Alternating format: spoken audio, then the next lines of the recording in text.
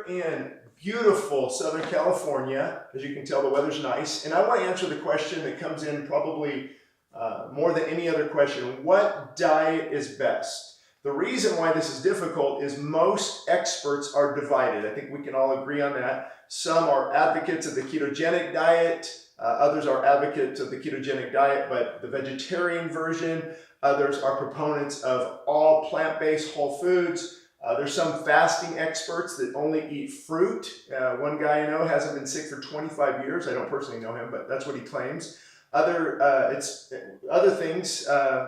people say they haven't eaten all day and they eat at night, and here's what they eat at night. It's like there's a lot of confusing things out there. So here's what I want to do. The Pantry Pastor, the whole point of YouTube is to give people the advice from a biblical perspective. Here's what you need to know about dieting.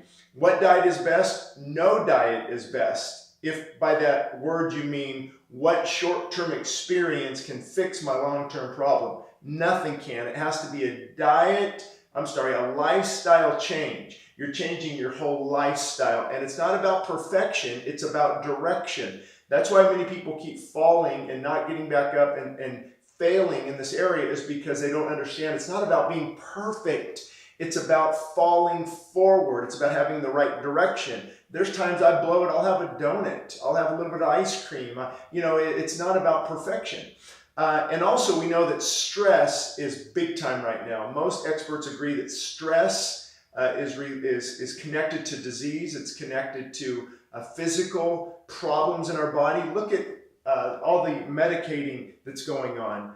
Chronic pain is the #1 issue we're dealing with in America. And isn't it interesting how the #1 food we eat is processed junk food? I think it all aligns. So the first thing is you have to realize it's a lifestyle change. You can succeed, get back up, fall forward, focus on doing right, eating correctly the majority of the time. Now here's where it gets interesting. When I say a biblical perspective, here's what I mean.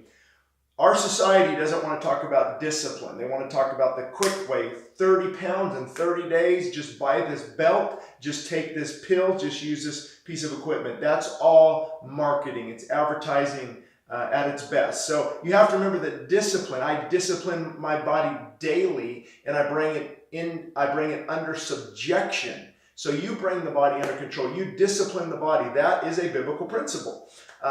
Also patience, long-suffering, and persevering and continuing through. Yes, it's a battle. I have to battle this fight every day of my life because the enemy, I believe, of our souls wants to destroy us physically as well as spiritually. Also, we need to use wisdom. How has God created us? How did God design us? He didn't design us to eat Captain Crunch and all this processed foods and donuts and cakes and pastries and cookies and crackers and chips. The main staple of the American diet shouldn't even be in the American diet. So we have to use wisdom. So here we go. Let me just offer a few things that might help.